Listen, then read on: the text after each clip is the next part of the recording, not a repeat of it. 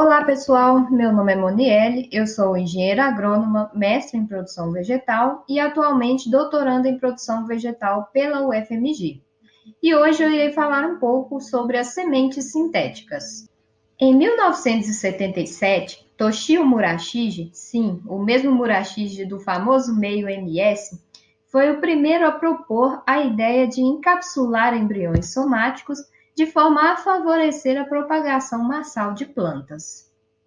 9 anos mais tarde, Redenbaugh, objetivando proteger embriões somáticos também, foi o primeiro a propor o uso do hidrogel alginato de sódio. Esse alginato ele é utilizado até hoje, né, devido às suas propriedades gelificantes, baixo custo e por ser atóxico. Mas afinal, o que são sementes sintéticas? Bom, o conceito é simples. As sementes sintéticas são um conjunto de técnicas que visam tornar o material vegetal, que são chamados de unidades encapsuláveis, em sementes funcionais. E o que podem ser essas unidades encapsuláveis? Podem ser segmentos nodais, sementes pré-germinadas, embriões zigóticos e somáticos, microbrotos e ápices caulinares, ou seja, qualquer material vegetal que tenha a capacidade de gerar uma nova planta. Nessa imagem, vemos uma semente sintética. Ela é composta pelo endosperma artificial, que é a cápsula, e pela unidade encapsulável, que é o material vegetal que estará dentro dessa cápsula. A cápsula precisa atender a alguns requisitos, pois ela não pode ser prejudicial ao propágulo. Então, ela precisa ser suave o suficiente para permitir a germinação e, ao mesmo tempo, proteger o propágulo. E, além disso, deve ser resistente e durável, né, para favorecer o transporte, manuseio e armazenamento.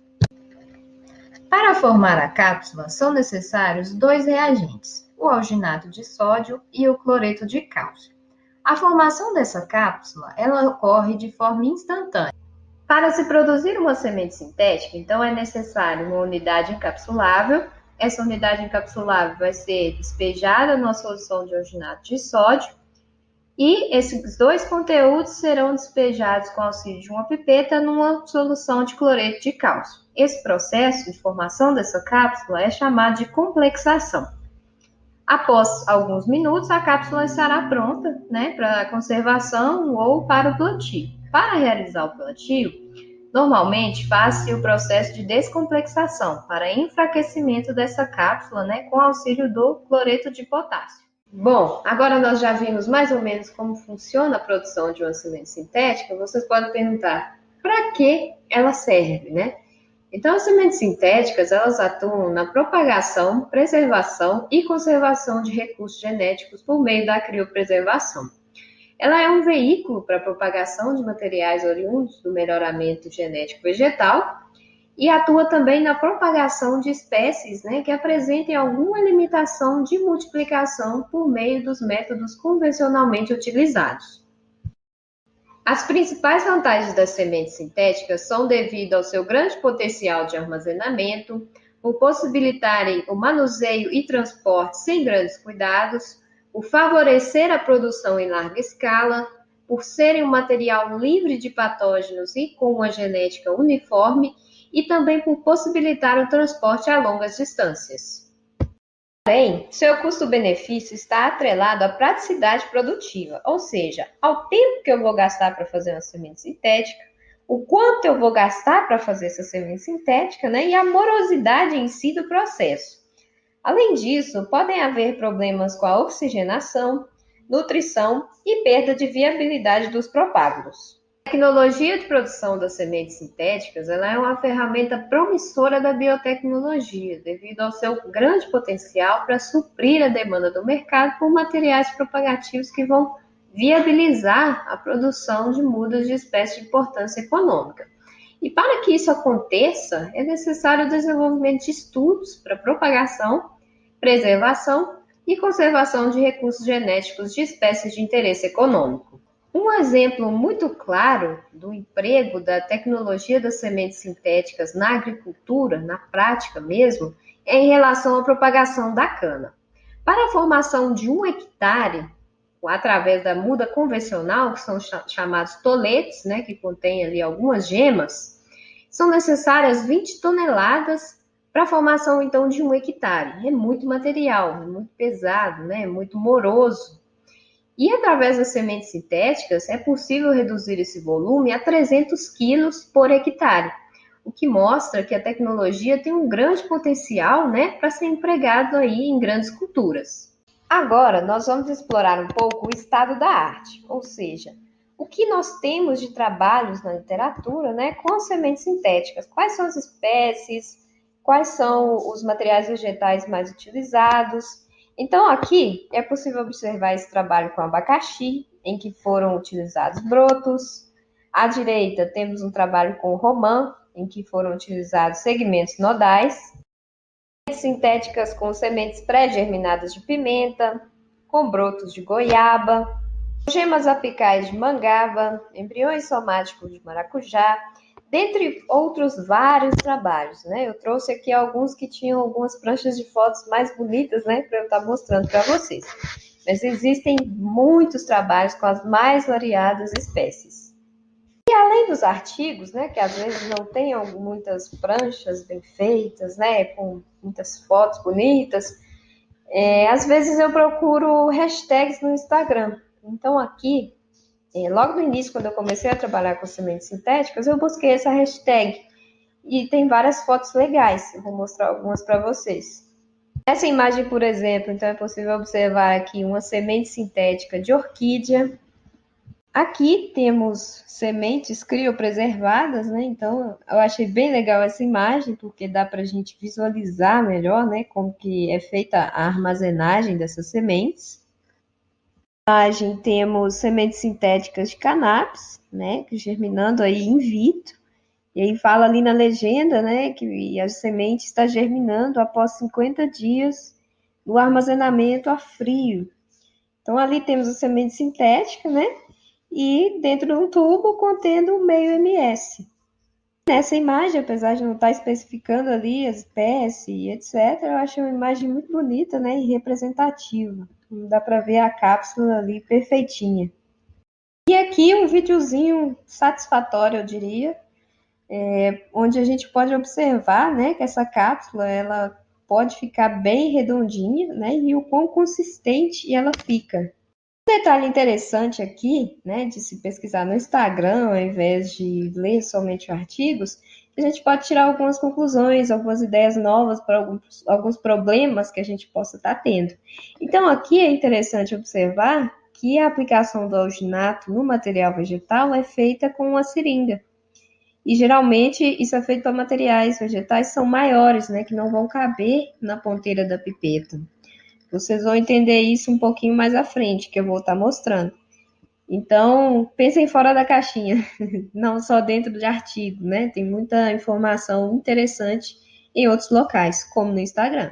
Agora, vamos fazer uma semente sintética. O primeiro passo é conhecer reagentes e concentrações. Na literatura, o alginato de sódio varia sua concentração de 1 a 6%. Já o cloreto de cálcio varia de 50 a 200 milimolar. E o cloreto de potássio varia de 50 a 200 milimolar. A dureza da cápsula ela vai ser condicionada pela concentração dos reagentes, principalmente do alginato. E no caso, para a formação da cápsula, a gente vai precisar do alginato e do cloreto de cálcio. Já o cloreto de potássio, ele entra na descomplexação.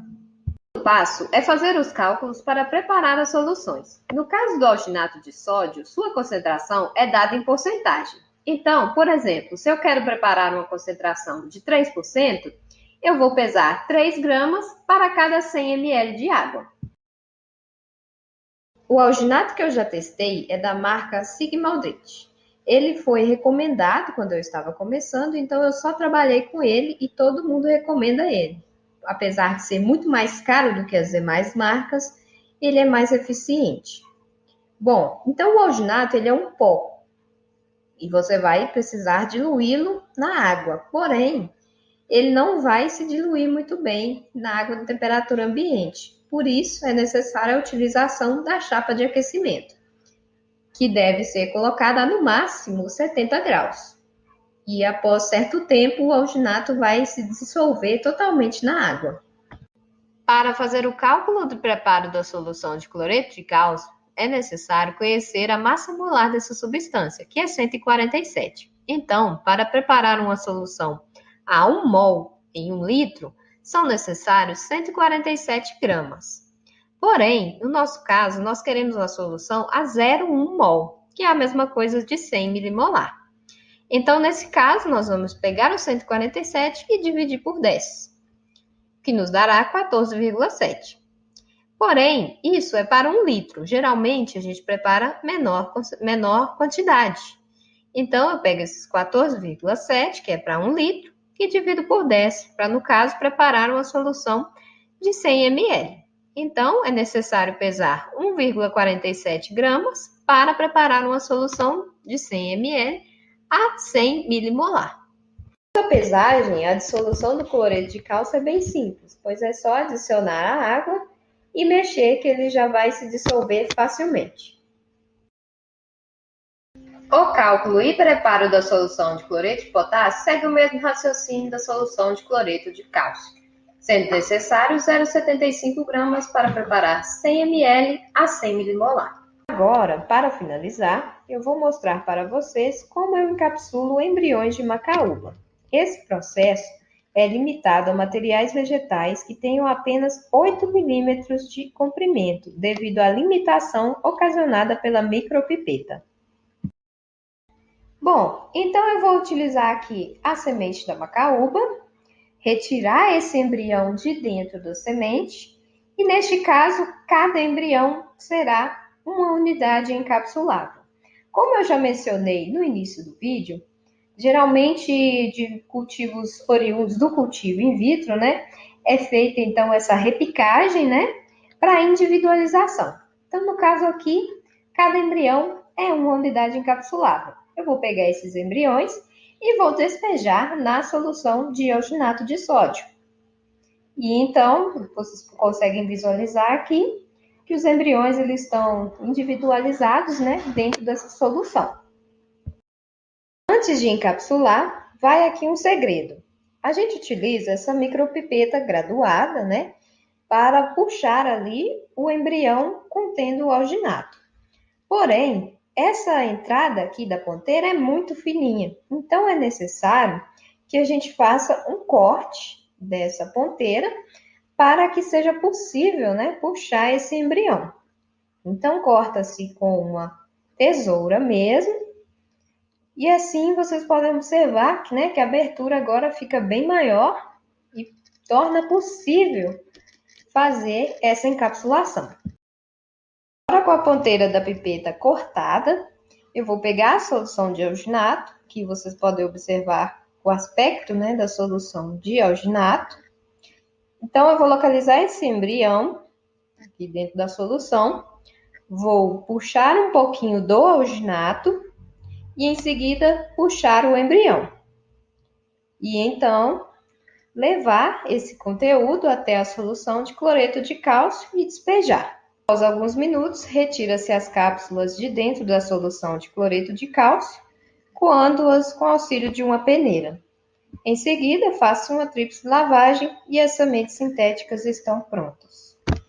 E aqui está a nossa semente sintética com embrião zigótico de macaúba.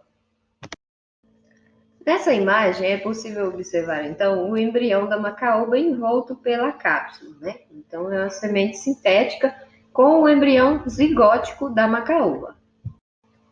Já nessa outra imagem, temos o embrião germinado, onde é possível observar que ele é capaz de romper essa cápsula. E é isso, pessoal. Espero que tenham gostado do vídeo. Muito obrigada pela atenção e até a próxima.